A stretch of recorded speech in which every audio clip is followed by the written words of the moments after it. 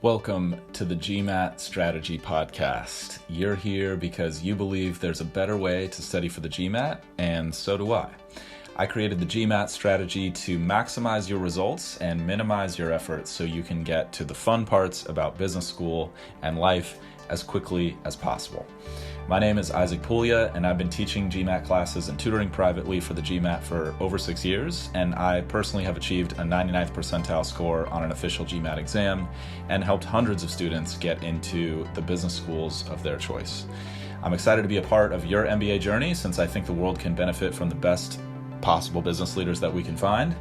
And if this show is bringing you value, please share it with your friends and family who are studying for the GMAT so that together we can make this process as easy and painless for as many people as we possibly can.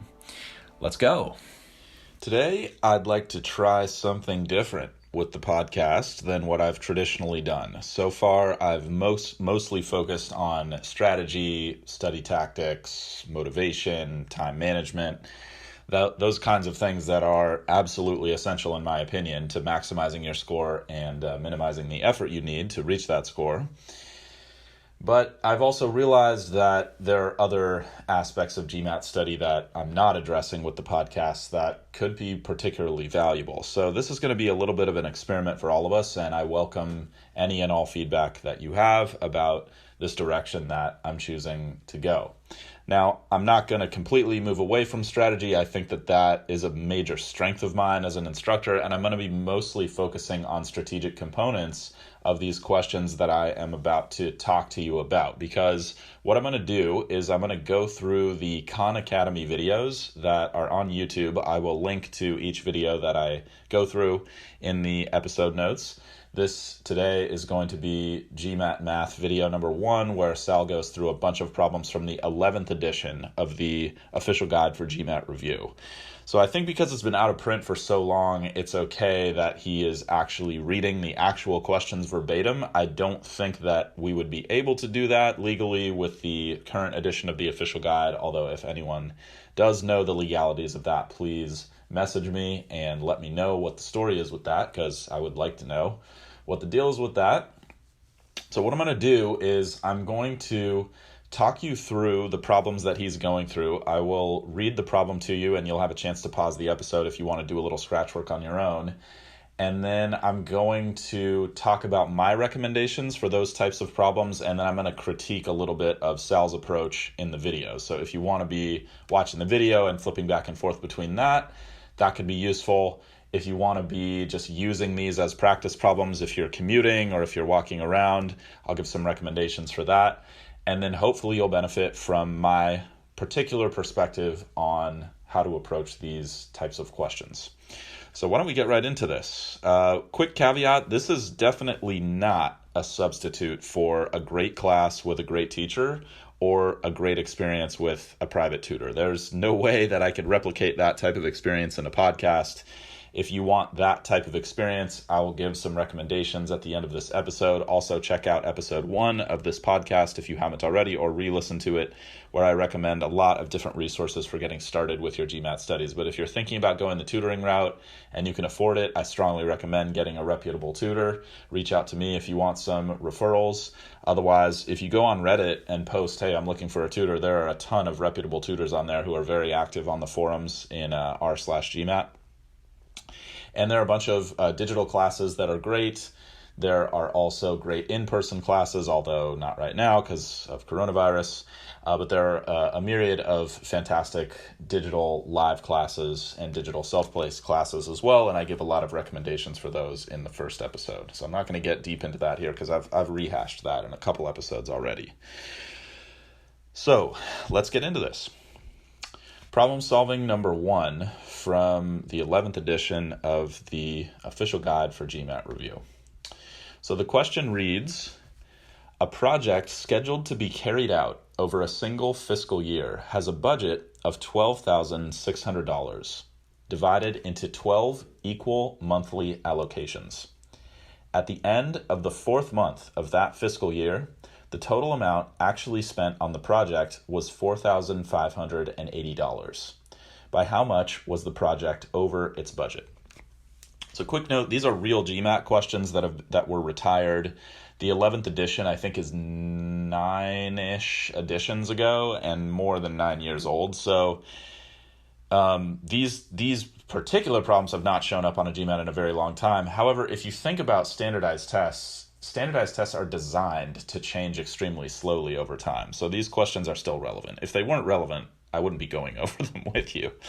So here's what I would recommend if you're going to be using this podcast as a study tool to do these problems and practice along with me.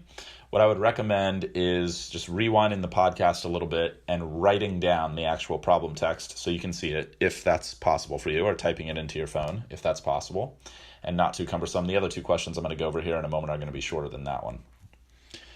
At the very least, I would recommend having a little notebook with you when you're listening to this and a pen or a pencil so that you can practice quality scratch work habits. And that's something I'm going to hammer home a lot with these questions because it's just so important in my experience for people in terms of maxing out their score. So what I'd recommend is just pausing this episode, attempting the problem. These first few problems, it looks like this book was in order of difficulty, so these are definitely on the easier side, if not very easy, but it's still really good practice and it'll still give me an opportunity to give you some quality recommendations here.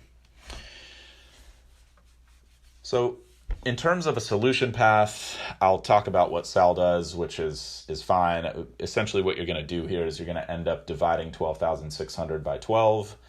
And then you're going to multiply that by 4 to figure out what their budget was for 4 months, and then you're going to subtract that number from 4,580, and that's going to tell you how the project is over budget. And that's exactly what Sal does in his explanation. So this is at the very beginning of this video. Now, a couple things to think about here. The first is he writes down the information that's given in the problem as he reads through the problem. And I think he's mostly just doing that out of habit because I've seen a lot of his videos and that's kind of like what he likes to do. And if you're having a lot of success with that way of transcribing questions, then you don't necessarily need to change that, but I don't recommend doing that. I would actually strongly recommend making sure, especially with word problems, but really with all GMAT problems, read the entire problem once all the way through without writing anything down, just so you can get the big picture in your mind and then go back for a second read where you write down everything that's given. And I've found that people make a lot fewer reading errors when they do that kind of thing because they're not sidetracked by the numerical aspects of the question. And then also they end up using more efficient solution paths on average, in my opinion, because they sort of already have the big picture of the problem in their mind while they're situating all the details of the problem. So that would be what I would recommend, especially with longer word problems. So don't do what Sal does, which is writing everything down as he goes, unless that's working extremely well for you, in which case, if it's not broken, definitely don't fix it. Now, the rest of his scratch work, the thing that I think he does do really, really well is he does his scratch work pretty much perfectly in the sense that if you watch the video, he actually writes divided by 12, and then he puts an arrow and writes $1,050 per month. He actually writes down the unit. He then writes times 4 and performs the long multiplication on that operation. He uses a different color, which you're not going to do because you're not going to be able to do that on the actual GMAT. Unless you're taking the at-home GMAT, which, hey, big upside of the whiteboard is you can use different colors. Perhaps obvious. If it's not obvious, I'm joking. I'm being sarcastic. The online whiteboard is a major disadvantage. If you haven't listened to last week's episode about my opinion and thoughts on the at-home or online GMAT, then definitely do so if you're interested. And I don't recommend using multiple colors unless that's super, super helpful for you. So then he does it again, which is awesome. He writes $4,580 after 4 months. He literally writes after 4 months. And I would strongly recommend doing that kind of thing, particularly with word problems. A lot of people will write down the right numbers, but then they will fail to write what those numbers represent. And that actually makes the test harder because you're forcing your brain to remember what the units are. The more you offload onto your scratch pad, actually the easier the test is going to be. And there's going to be this voice in your head that's like, I don't have time to do that. I have to finish this question. It's kind of you let the stress get to you.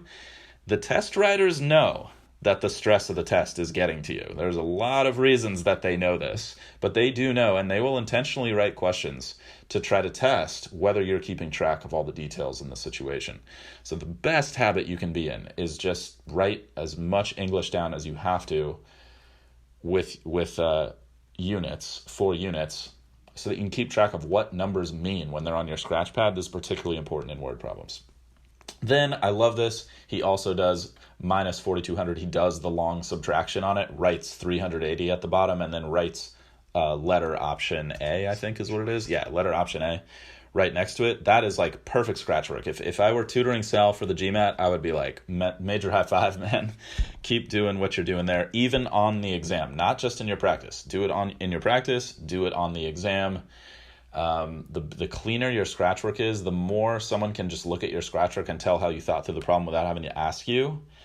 In my experience, the better results you're going to get. And you're probably going to feel like you're going slower, but net across the entire exam, my guess is you will actually end up finishing questions faster because you will avoid burning a bunch of time doing things wrong and then having to go back and reread the question and redo the work, which is just horrifically common. And if you've been studying for almost any length of time, you're probably familiar with that. So what I'm going to experiment with here, let me know how you feel about this, everybody. You can always reach me at the GMAT Strategy on Instagram, / the GMAT Strategy on Facebook, and / the GMAT Strategy on Reddit. You can always reach me there. You can DM me. I do my best to keep up with DMs. Sometimes things get a little out of hand, and so it takes me a while to respond. As of right now, I'm able to respond to pretty much every DM that I get. Some of you have been DMing me on LinkedIn, which is fine. I'm more than happy to be connected to you on LinkedIn. I'm generally much slower to reply if you message me on LinkedIn because there's just more than the GMAT strategy going on there. And I'm not necessarily on LinkedIn every day. But if that's the easiest channel for you to connect with me and contact me, then feel free. Just know it might take me a little bit longer to get back to you. In the future, I'm not going to promise that I'm going to be able to respond to everything. Sometimes people have some pretty big requests that they want me to fulfill for free, and I can't always do that. I like to think that I decline politely, but let me know if you feel like I'm not being polite. But yeah, so what I'm going to do, sorry, I'm getting off track here, but I want you to be able to connect with me if that's something you're interested in.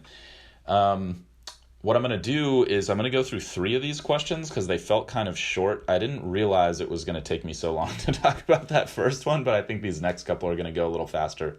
And because some of these are on the easier side, I'm going to do that. I may switch that up for future episodes. I also don't know that I'm going to go over every single one of these questions. There's kind of a boatload, but I'm going to try to give all of you as much as I can with this without going overboard. Okay, so now he moves on to problem solving number 2.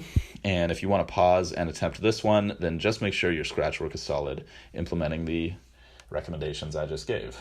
So problem solving 2 says, for which of the following values of n is 100 plus n, the quantity 100 plus n, divided by n, not an integer? For which of the following values of n is 100 plus n over n not an integer? So this is like a classic kind of number properties question, definitely on the easier side because of the equation is kind of simple. And then the answer choices are not like really crazy numbers or anything like that. But it's not too hard to imagine a harder version of this question, which we'll probably get into in a future episode. Again, just pause the episode and attempt the question if that's realistic for you. Otherwise, I'm going to continue with my recommendations and kind of talking about what Sal does here. So Sal makes a really interesting move where he takes 100 plus n over n, and he splits out the denominator to be 100 over n plus n over n, which I think is actually a really nice move. I think he does it for teaching purposes. I don't know that he himself would do that if he were actually taking the exam. But here's my thought on that. That kind of technique is worth doing and worth understanding. If you feel like you're not super solid on those kind of basic math elements of like fraction math, and you feel like that's a soft spot for you and you could be better, then I would strongly recommend working with Manhattan Prep's book, Foundations of GMAT Math. You can get a physical copy relatively inexpensively. You can also get a Kindle copy from Amazon if you want, and then you can get a free Kindle app for your computer or your tablet or your internet connected device, and you can follow along. Quick side note, I tried to find a digital version of the 11th edition of the official guide, which is where these questions are from, and I didn't find a good one. However, if you search them on GMAT Club, I'm sure you can find them, especially if you search the problem text, they should come up. Will hopefully get a good resource for all of you going forward with something like that. Maybe someone can email me or message me with a link to a PDF or something like that. I don't currently have a physical copy of the 11th edition of the official guide at my house, but when I get back into teaching in-person classes in San Francisco, then I'll grab one for you. I don't know the legalities of posting like photos of things like that or whatever, so I'm not going to mess with that because I don't want to infringe on anyone's rights here. But if you do know those legalities, just let me know. And in future episodes, hopefully I'll be able to move through these with a little more efficiency. I just want all of you to feel comfortable letting me know how helpful this is and just teaming up with me to make this as useful for you as we can make it. So again, splitting the denominator, it's a solid move.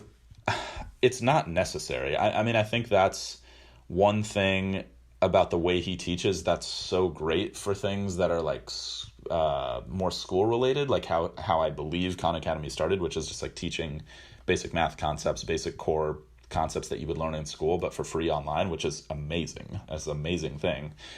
I think that he's porting over a lot of those great teaching skills that he's done with obviously an unbelievable amount of experience teaching online, but I think if you were to replicate some of the moves he makes, that in some ways could help you on the GMAT and in some ways could hurt you, hence the desire to go through some of these together. So I don't think that's an essential technique, especially on a problem like this.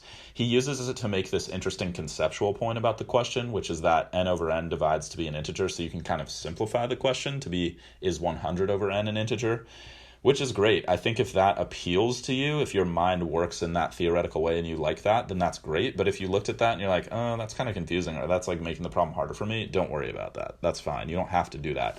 At the end of the day, the core strategy for this question is just going to be plugging in the answers, which he does. He basically does. Unfortunately, he abandons some of his great scratch work techniques a little bit. He kind of gets a little soft on those with his scratch work on number 2. So the best tip I can give you anytime you're plugging in the answers, and I go a little more in depth with this in my class, the GMAT strategy, if you're interested, which I always link to at the end of each episode. And in the private Facebook group for that class, I go over official guide problems from the new edition of the official guide, which I believe is fine because that's not publicly available information. That's privately available. You can only join that study group if you're enrolled in the class. But when I'm going through that stuff, I go in with a little bit more depth of these types of explanations. So if you're interested in that, definitely check out the class or message me if you have questions on it. The best kind of quick and dirty tip I can give if you're plugging in the answers is make sure you do what I was recommending in the previous question, which is write down what they represent. Write down what those numbers represent in the answer choices with English words so that you don't get confused. Because I've found the biggest mistake people make when they plug in the answers is they'll often do a lot of correct math and then pick the wrong answer anyway, which is a horrible, horrible reason to miss a question. Perhaps that goes without saying. So what he does is he just writes 1, 2, and 3. I think if I were going to give Sal a pointer, it'd be a small one, but I would write letter A is 1, letter B is 2, letter B is 3. 3 ends up being the answer because 103 divided by 3 is not an integer. Whereas 101 divided by 1 is, and 102 divided by 2 is an integer. So that's that one. Moving on, let's hit one more here. Again, these are on the easier side, but hopefully the recommendations will still be valuable. Number 3 says, this is a geometry question, quote, rectangular floors, X and Y, have equal area. If floor X is 12 by 18, I can't remember if they use units, let's just say 12 feet by 18 feet, and floor Y is 9 feet wide, what is the length of floor Y in feet? So again, pause, scratch work. Make sure you're focusing on your scratch work if you're trying this on your own. And perhaps, geometry questions are a place where scratch work is just absolutely critical. And I think Sal does a really nice job with this, where he actually draws out each rectangle. Even though the question is very easy for him, he still doesn't do it in his head. And I think that's a big problem that a lot of people have, especially if they're really strong in math, is they'll end up dropping at least a few questions per section because they just went too fast through a question. And so one of the most productive ways to slow yourself down if you're in that situation is just write more down. So he draws two rectangles, which I would strongly recommend. Every geometry question, you should be redrawing the figure every single time without fail. And then he writes in the dimensions. He writes 18 for the length of x, he writes 12 for the width of x, and he clearly labels each rectangle. He labels one rectangle with a big X, and then he labels the other rectangle with a big Y. And that's exactly the type of habit that you want to take in to geometry questions. Everything's super clearly labeled, super visual, because the more stuff you write down, the less stuff you're going to have to hold in your brain, and the more actual mental resources you're going to free up to actually do problem solving and put these pieces of information together, which is kind of the point of GMAT quant reasoning questions. So then he defines a variable L for the length of Y. He writes that in very clearly, and then he makes this nice equation where he just sets the areas equal to each other. Area of a rectangle is length times width, so he does 9 times L for Y's, and then he makes an equation where he sets that equal to 18 times 12. And I really like the move that he does here, which I always recommend to folks who take my classes, which is he doesn't just blindly multiply 18 by 12 together and then divide that by 9. Instead, he divides by 9 first. He just writes 18 times 12 and then divides by 9 first. And one of the best tips I can give across all GMAT quant is always save your calculations for as late in the problem as you possibly can. Always save your calculations for as late in the problem as you possibly can, because they know you don't have a calculator, so it's pretty unusual that you're going to get some super gnarly numbers that are really difficult to manage by hand. And so there's probably going to be a lot of canceling going on, especially if you're doing algebra where you're multiplying, dividing, subtracting, things like that. So he divides both sides by 9, so he's got 18 times 12 over 9. He cancels the 18 and the 9 to make a 2, and then the math's a little easier. He just does 2 times 12, and I like what he does there. He does L equals 2 times 12, and then he writes the actual answer, 24.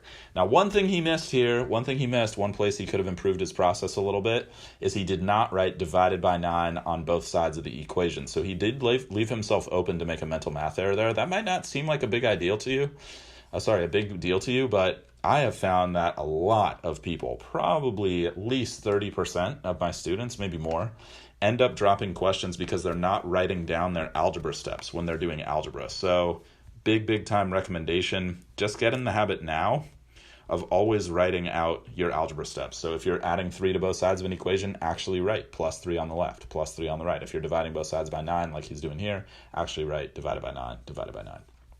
So I'm going to pause there just, because I don't know if this is actually super helpful for you, but I imagine that hopefully it is. This is stuff that I normally only teach in my in-person classes, and I get really good feedback on a lot of these recommendations. Even though they're small, the details really matter on the GMAT. The details really matter on the GMAT, and I think the deeper you get into your studies, the more you're going to come face to face with that realization, especially as you get into taking practice tests and start analyzing your performance on those and figuring out where are my points going if you're not hitting the score that you want to be hitting.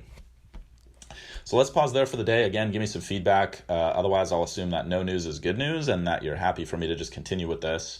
So I will go through as many of these as I think will be valuable for everybody. So as always, my greatest hope is that this content will make your studies as easy and as painless as they can possibly be. If you would like more tips and strategies for optimizing your performance on the GMAT, just head to my website, thegmatstrategy.com, which is linked in the description of this podcast. You can click the link to check out my free video on how to achieve your goal score in half the normal time and with half the normal effort.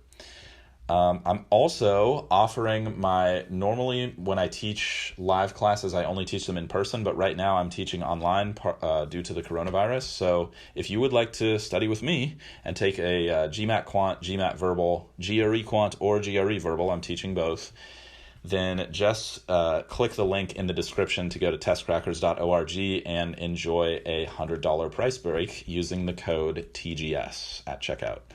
In the meantime, this is a weekly show, so please subscribe and stay positive and stay consistent with your studies. I'll talk to you all soon.